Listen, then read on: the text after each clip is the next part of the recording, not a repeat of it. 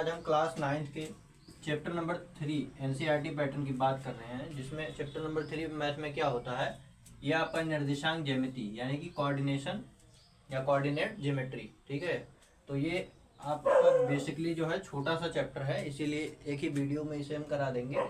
इसके जो क्वेश्चंस हैं बहुत ही आसान है। आप लोग इस एक्सरसाइज में आप लोग को केवल प्लेन के बारे में पढ़ना है, प्लेन मतलब तल के बारे में पढ़ना है। ठीक है, कि कोई तल क्या होता है और उसकी डायमेंशंस क्या होती हैं। जैसे आप लोगों ने कॉपी देखा होगा, कॉपी में क्या होता है, ये मान लीजिए कॉपी का पेज है, यह है कॉपी का पेज। तो इसमें दो ही चीज़ हो सकती हैं, या तो इसकी लंबाई हो सकती है और या फिर चौड़ाई हो सकती है, या फिर ये चौड़ाई हो ये लंबाई हो। ठीक है, मतलब बोल सकते हैं इसमें दो डायमेंशन है, एक एक्स एक्सिस वाला और एक वाई एक्सिस वाला। ठीक है, तो इन्हीं एक्स और वाई एक्सिस मतलब जो दो तल होते हैं, इन्हीं तलों के बारे में अध्ययन करेंगे और ये हमारा जो है एक्सरसाइज कंप्लीट हो जाएगा। यहाँ पे मैंने एक तल बनाया हुआ है। ठीक है, इसकी विमा कितनी है, 2 है, इसमें लंबाई है और चौड़ाई, तो इसकी 2 विमीय तल है आपका। क्या, 2 डायमेंशन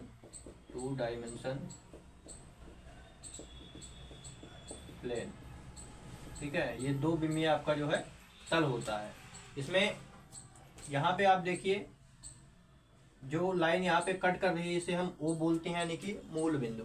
और यहाँ पे जो ये वाली लाइन है ना, इसे बोलते हैं क्या, क्षैतिज रेखा। क्या बोलते हैं, क्षैतिज रेखा। और क्षैतिज रेखा यानी कि इसे एक्स एक्सिस बोलते हैं। क्या बोलते हैं, एक्स एक्सिस बोलते हैं। ऊपर वाली लाइन जो है इसे बोलते हैं ऊर्ध्वाधर रेखा। क्या बोलते हैं, ऊर्ध्वाधर रेखा, ऊर्ध्वाधर रेखा। ठीक है, और इसे वाई एक्सिस के नाम से जाना जाता है। नीचे वाले को इसे बोलते हैं वर्टिकल लाइन और इसे बोलते हैं हॉरिजॉन्टल लाइन। ठीक है, इसे हम एक्स अक्ष बोलते हैं, और एक्स अक्ष वो भी कैसा, धनात्मक एक्स अक्ष। क्या, धनात्मक एक्स अक्ष, वाई अक्ष हो जाता है।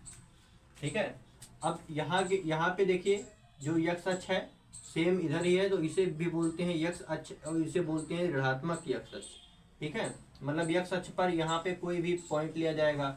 ठीक है, मान लो यहाँ पे लिया गया 1 और उसके बाद में फिर 2 3 4 5 6 7 8, तो इधर की जो वैल्यू है वो प्लस में होगी। और ये भी आपका एक्स अक्ष ही है, लेकिन ये बाईं तरफ है तो ये आपका निगेटिव होता है। क्या होता है, निगेटिव होता है। निगेटिव होने के कारण यहाँ पे जितनी भी दूरियां रहेंगी वो सब आपकी ऋणात्मक होंगी। जैसे यहाँ पे -1 -2 -3 -4 और -5। ऐसे वाई में होता है मूल बिंदु, ये आपका 0 होता है। ठीक है, और वाई अक्ष में भी ऐसे ही होता है, ये धनात्मक होगा तो इसका मतलब यहाँ पे 1 होगा, 2 होगा, 3 होगा, 4 5।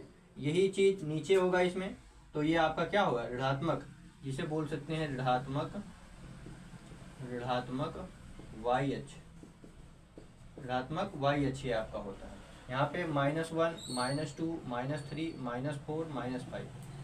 अब यहाँ पे देख लीजिए आपका जो निर्देशांक होता है, निर्देशांक को बेसिकली कैसे रिप्रेजेंट करते हैं। तो आपका जो निर्देशांक होता है, क्या, निर्देशांक को हमेशा x, y के रूप में हम प्रदर्शित करते हैं, जहाँ पे x को क्या बोलते हैं, भुज बोलते हैं, और y को क्या बोलते हैं, कोटि। ठीक है, मतलब निर्देशांक को हम अगर जो लिखना होगा तो सबसे पहले हम x अक्ष का निर्देशांक लिखेंगे, उसके बाद में y अक्ष का निर्देशांक लिखेंगे। और x अक्ष के निर्देशांक को हम भुज बोलते हैं, y अक्ष के निर्देशांक को हम क्या बोलते हैं, कोटि बोलते हैं। तो यहाँ पे अब हम बात करने वाले हैं चतुर्थांश की। चतुर्थांश क्या होता है, चतुर्थांश आपका नाम से ही पता चल रहा होगा कि इसमें 4 स्थान होते हैं। क्या होते हैं, 4 स्थान। ये आपका क्या होता है, इसे बोलते हैं एक्स अक्ष, इसे बोलते हैं निगेटिव एक्स अक्ष, और इसे बोलते हैं वाई अक्ष, और इसे बोलते हैं वाई निगेटिव अक्ष। ठीक है, और यहाँ पे आपका मूल बिंदु होता है, मूल बिंदु को हम ओ से डिनोट करते हैं।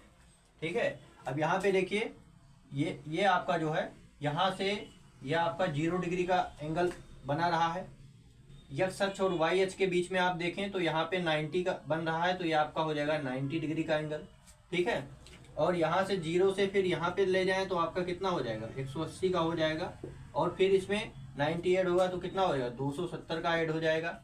और फिर आपका कितना, फिर 360। ऐसे ही ये जो चलता रहता है। अब चतुर्थांश क्या होता है, चतुर्थांश का मतलब 4 स्थान। कितने, 4 स्थान। यहाँ पे देखिए, यहाँ पे 1 2 3 4, 4 आपके जो हैं ब्लॉक्स या कमरे जो हैं, ऐसे समझिए कि 4 कमरे जो हैं दिखाई दे रहे हैं, तो इसे आप बोलते हैं फर्स्ट कोऑर्डिनेट। क्या बोलते हैं? प्रथम चतुर्थांश। क्या बोलते हैं? प्रथम चतुर्थांश। ये आपका होता है प्रथम चतुर्थांश। इसे बोलते हैं द्वितीय चतुर्थांश और इसे बोलते हैं तृतीय। ठीक है, और ये आपका चतुर्थांश होता है। अब इनके सिंबल को देख लेते हैं, ये पॉजिटिव कैसे होते हैं, कब कब निगेटिव होते हैं। तो देखो यहाँ पे हमने आपको बताया कि जो निर्देशांक लिखे जाते हैं वो हमेशा x, y के रूप में लिखे जाते हैं, यानी कि भुज और कोट के रूप में। अब यहाँ पे देखिए x जो है, हम कभी भी निर्देशांक लिखा जाएगा तो पहले x का लिखा जाएगा, उसके बाद में y का। अब इसका नोटेशन क्या हो जाएगा? साइन का नोटेशन की बात करें तो यहाँ से देखिए सबसे पहले x अक्ष को लिखेंगे। यहाँ पे x अक्ष बताइए धनात्मक है या ऋणात्मक है, तो आप बताएंगे ये वाला धनात्मक है। और फिर y को लिखेंगे तो ये आपका हो जाएगा YH भी आपका धनात्मक है।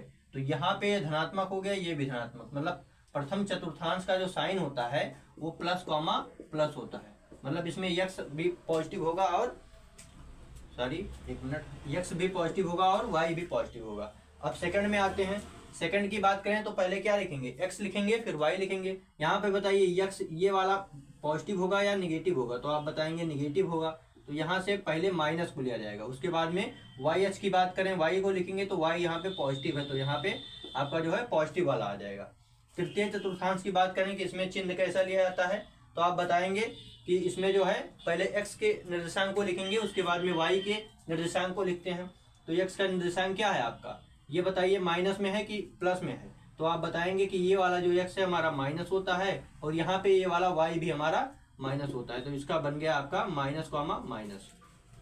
चौथे की बात करें, है ना, चौथे की बात करें तो सबसे पहले x को लिखेंगे, तो x यहाँ पे पॉजिटिव होता है, इसको लेंगे। x यहाँ पे ये होगा, y यहाँ पे ये होगा, तो यहाँ पे x क्या होता है? पॉजिटिव होता है, तो प्लस को लेंगे। और यहाँ पे y जो होता है निगेटिव होता है, तो आपका ये निगेटिव दिया जाएगा। तो ये इसका जो है चतुर्थांश के जो है सिंबल्स हो गए। मतलब अब आप लोग देखिए, यदि हम एक इकाई वृत्त बनाएं, क्या बनाएं? इकाई वृत्त बनाएं।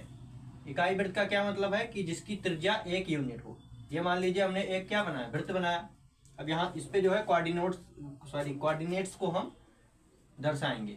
ठीक है, तो कोऑर्डिनेट्स को जब दर्शाएंगे तो कैसा होगा, देखिए आप लोग कैसे लिखते हैं। ये आपका x अक्ष हो गया, ये आपका y हो गया, ये आपका x निगेटिव वाला, ये आपका y निगेटिव वाला, तो इस पे माइनस लगा देते हैं। अब ये 1 यूनिट वाली सर्कल है, मतलब जिसकी रेडियस यानी कि त्रिज्या, रेडियस 1 यूनिट होनी चाहिए। ये आपकी यूनिट सर्किल है। क्या है? Unit circle. एक मिनट लिख देते हैं, यूनिट सर्किल। यूनिट सर्किल की बात हो रही है। इसकी जो रेडियस है वो 1 यूनिट है, मतलब इसकी त्रिज्या क्या होती है? यह आपको वृत्त के केंद्र और परिध के बीच की जो दूरी होती है वही तो त्रिज्या होती है। तो यहाँ पे 1 यूनिट है, मतलब ये आपका 1 यूनिट डिस्टेंस है। कितना डिस्टेंस? 1 यूनिट। अब वृत्त की त्रिज्याएं समान होती हैं, तो ये भी आपका 1 यूनिट होगा। कितना? 1 यूनिट होगा। ये डिस्टेंस जो है ये भी 1 यूनिट होगा, ये डिस्टेंस 1 यूनिट। ऐसे करते करते ये वाली डिस्टेंस भी आपकी 1 यूनिट होगी और ये वाली भी 1 यूनिट होगी। अब कैसे लिखते हैं, तो आप ये समझिए, मूल बिंदु के निर्देशांक को 0,0 से लिखते हैं। मूल बिंदु का जो निर्देशांक होता है उसे हम 0,0 से लिखते हैं। अब यहाँ का निर्देशांक हमें लिखना है, मान लीजिए इस पॉइंट का निर्देशांक हमें लिखना है, तो कैसे लिखते हैं निर्देशांक? तो मैंने आपको बताया कि x, y। अब यहाँ पे देखिए x अक्ष पर कितनी दूरी चली गई है? 1 यूनिट की, तो यहाँ पे लिखेंगे 1, y पर कितनी चली गई है? तो आप बताएंगे सर यहाँ पे y पर कोई दूरी नहीं चली गई, तो उसे 0 लेंगे। तो यहाँ पे क्या हो जाएगा? 1,0 हो जाएगा। चलो इस पॉइंट की निर्देशांक बताओ। तो इस पे देखिए आप x अक्ष पे कितना चले हैं? x अक्ष पे कुछ नहीं चले हैं। देखिए ये x अक्ष है, ये y अक्ष है, x अक्ष पे कुछ नहीं चले हैं, तो यहाँ पे 0 हो जाएगा। y अक्ष पे कितना? 1 यूनिट। तो 0,1 जो है ये इस पॉइंट का निर्देशांक हो जाएगा। इधर ऐसे बात करें तो यहाँ पे आप x अक्ष पर कितने चले हैं? इस पॉइंट की बात करें तो x अक्ष पर हम कितना चले हैं? आपका -1 चले हैं। y पे कितना चले हैं? y ये वाली होगी, हॉरिजेंटल लाइन है ना, मतलब इस पे 0 चले हैं, तो -1,0 हो जाएगा। नीचे वाले मतलब इस पॉइंट की बात करें तो इसका कोऑर्डिनेट क्या हो जाएगा? तो यहाँ पे आप देखिए तो x कॉमा वाई होता है। आप हमेशा याद रखिएगा जो निर्देशांक लिखा जाता है वो x कॉमा वाई के फॉर्म में लिखा जाता है, मतलब पहले भुज लिखा जाएगा उसके बाद में उसकी कोटि लिखी जाएगी। अब यहाँ पे देखिए x अक्ष पर कितना चले हैं, तो -1 चले हैं x अक्ष पर। देखिए x अक्ष पे कुछ नहीं चले हैं, सॉरी x अक्ष पे कुछ नहीं चले हैं तो 0 हो जाएगा। y अक्ष पे कितना चले हैं तो -1, ये आपका -1 यूनिट हो जाएगा। कितना हो जाएगा -1। ये क्या है आपका यूनिट सर्किल है, तो 0, -1 ये आपका बन जाएगा इस इकाई वृत्त, इसे बोलते हैं क्या, इकाई वृत्त, इकाई वृत्त का निर्देशांक, इकाई वृत्त का निर्देशांक। तो ये आपका हो गया। और मूल बिंदु का जो निर्देशांक होता है हमेशा 0, 0 होता है।